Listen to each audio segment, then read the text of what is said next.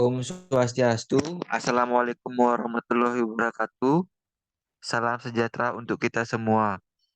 Baik, di sini kami dari kelompok 8 ingin mempresentasikan materi kami yang berjudul distribusi normal. Sebelum itu, alangkah baiknya kami memperkenalkan diri terlebih dahulu. Yang pertama di sini ada saya sendiri, yaitu Imade Gunawan Artagiri, nomor absen 19. Dan ada teman saya. Perkenalkan, nama saya Nipute Karismayanti, nomor absen 21. Baik, langsung saja. Yang pertama ada pengertian distribusi normal yang dibacakan oleh saya sendiri. Pengertian distribusi normal. Distribusi normal sebagai salah satu jenis distribusi variabel acak kontinu pada distribusi normal sendiri. Terdapat kurva terbentuk lonceng atau grafik. Distribusi normal juga dapat berfungsi sebagai distribusi Gauss. Persamaan distribusi normal diantaranya sebagai fungsi densitas distribusi normal dengan fungsi probabilitas ini kemudian akan menunjukkan variabel atau penyebaran distribusi. Fungsi ini nantinya juga akan dibuktikan oleh suatu grafik simetris atau bell curve. Next. Selanjutnya ada parameter distribusi normal. Parameter distribusi normal. Teori distribusi normal dapat disimpulkan bahwa teori ini memiliki posisi penting dalam konsep statistika peluang. Penerapan juga dianggap penting karena beberapa alasan, mulai dari peningkatan objektivitas penilaian, membantu dari meningkatkan objektivitas penilaian, membantu penetapan anggota-anggota yang paling tepat untuk suatu kelompok tertentu, mengevaluasi nilai siswa atau pengelompokan pegawai dalam suatu kriteria yang sama untuk menghindari terjadinya bias atau penilaian yang condong di suatu kategori saja. Next. Selanjutnya ada kriteristik distribusi normal. Distribusi normal juga memiliki sejumlah karakteristik utama. Antaranya, teori distribusi dengan nilai min, median, dan modus yang sama. Karena distribusi ini sering juga disebut sebagai unimodal, kurva distribusi ini juga dapat bersifat simetris dengan bentuk lonceng atau bell curve. Titik puncak kurva diantaranya adalah pada nilai rata-rata. Nilai ini sendiri berada tepat di tengah kurva, sementara pada data distribusi terletak di sekitar garis lurus yang ditarik ke bawah dari titik tengah tersebut. Min atau nilai rata-rata dengan nilai standar deviasi ini kemudian akan menentukan lokasi dan bentuk distribusi. Jumlah luas daerah di bawah kurva normal sendiri bernilai 1, yaitu di antara 1/2 di sisi kanan dan 1/2 di sisi kiri. Hal ini juga berlaku untuk seluruh distribusi probabilitas kontinu. Dalam kurva distribusi dapat disimpulkan juga jika setengah data populasi kemudian akan memiliki nilai yang kurang dari angka rata-rata, sementara sebagian lagi memiliki nilai yang jauh lebih besar. Masing-masing dari ekor kurva di kedua sisi ini kemudian memanjang tak berbatas. Selanjutnya, dalam beberapa kasus penghitungan distribusi, ekor kurva bahkan bisa memotong sumbu horizontal. Next. Berikut aturan empiris untuk distribusi normal. Di bawah ini contohnya. Distribusi normal, deviasi standar sendiri sangat berharga dalam data yang distribusi secara normal. Deviasi standar juga dapat digunakan untuk menentukan proporsi nilai yang termasuk dalam sejumlah deviasi standar tertentu dari rata-rata. Misalnya, dalam distribusi normal, 68% pengamatan dalam kisaran lebih atau kurang satu standar deviasi dari rata-rata. 95% dalam kisaran lebih atau kurang 2 standar deviasi dan 99,7% dalam kisaran lebih atau kurang 3 standar deviasi dari rata-rata. Properti ini juga adalah bagian dari aturan empiris yang menjelaskan persentase data yang termasuk dalam jumlah tertentu deviasi standar dari min untuk kurva berbentuk lonceng. Baik, selanjutnya akan dibacakan oleh teman saya. Berikutnya ada distribusi normal standar dan skor standar.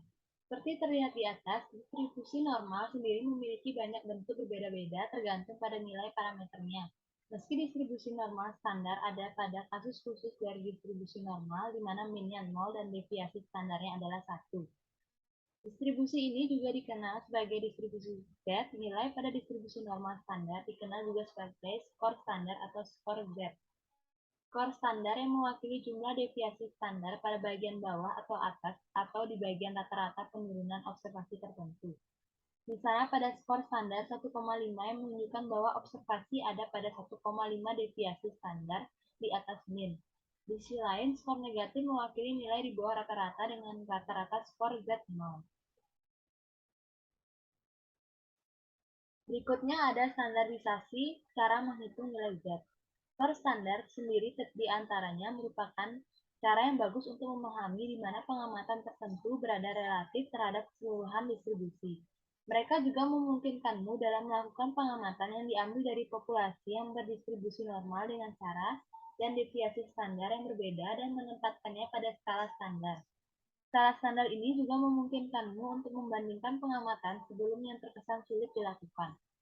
Proses ini disebut juga sebagai standarisasi dan memungkinkanmu dalam membandingkan pengamatan serta menghitung probabilitas di berbagai populasi. Dalam menstandarkan data kamu juga perlu mengubah pengukuran mentah menjadi skor min Z. Untuk menghitung skor standar observasi, ambil mulai dari ukuran mentahnya, kurangi min, untuk kemudian dibagi dengan deviasi standar. Secara matematis, rumus bagi proses ini diantaranya sebagai berikut. Z sama dengan rata-rata min dikurang Z simpangan baku X dan mewakili nilai mentah dari pengukuran yang diinginkan. Dan sigma juga mewakili parameter untuk populasi tempat observasi diambil. Setelah data dibakukan, data dalam distribusi normal standar kemudian juga digunakan. Dengan menggunakan cara ini, standarisasi akan memungkinkanmu untuk membandingkan berbagai jenis pengamatan berdasarkan kepada setiap pengamatan yang berada dalam distribusinya sendiri. Berikutnya ada beberapa contoh soal. Contoh soal yang pertama yaitu distribusi berat badan 8.500 orang mahasiswa diketahui mendekati normal dengan min 53 kg dan deviasi standar 3 kg. Hitunglah persentase banyak mahasiswa yang berat badannya antara 50 kg dan 55 kg. 2. Hitunglah total banyaknya mahasiswa yang beratnya kurang dari 49 kg. 3. Jika 15% di antara mereka yang memiliki berat badan tertinggi disarankan mengikuti suatu program diet, tentukanlah berat badan terendah mahasiswa yang disarankan ikut program tersebut. Diketahui rata-rata atau min sama dengan 53, simpangan baku data sama dengan 3, M sama dengan 8.500.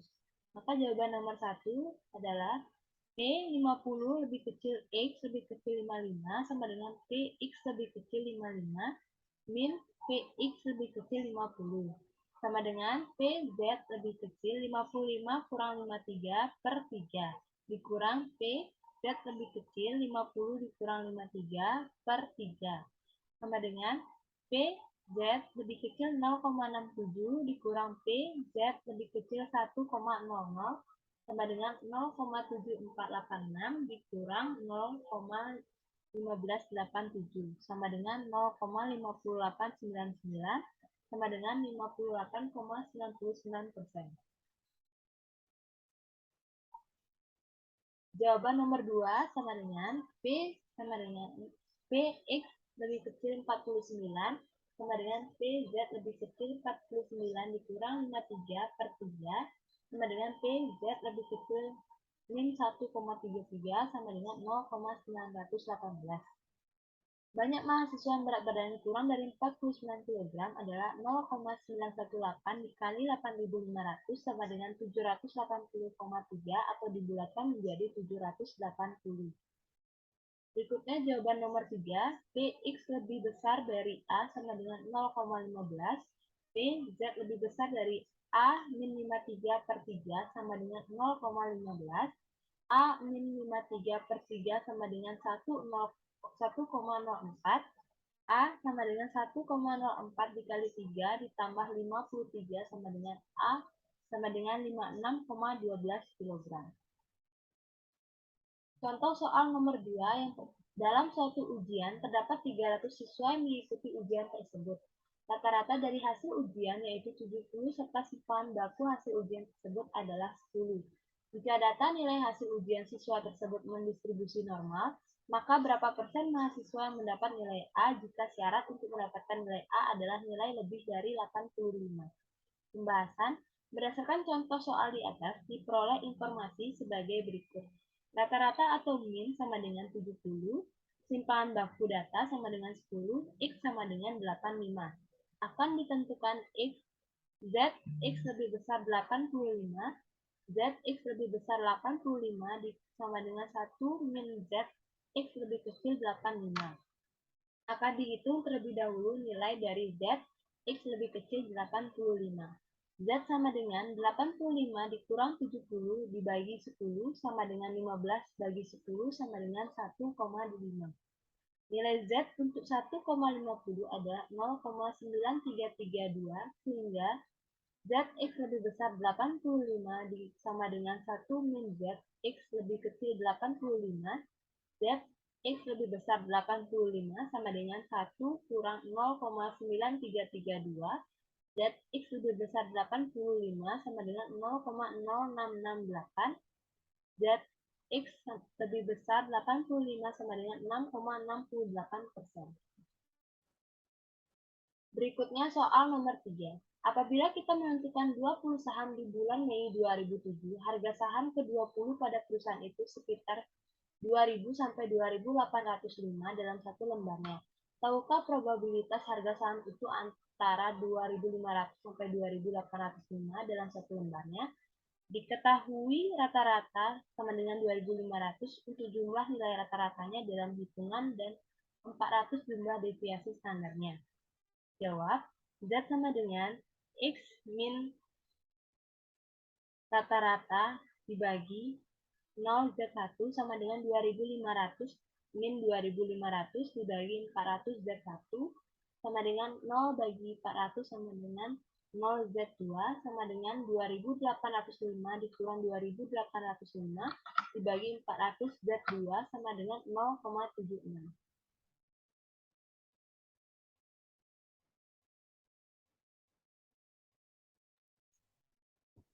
Baik, sekian presentasi dari kelompok kami. Jika ada salah kata, baik secara sengaja maupun tidak sengaja, kami mohon maaf dan kami ucapkan terima kasih dan Parama Santi. Om Santi, Santi, Santi, Santi, Om. Om Santi, Santi, Santi, Om.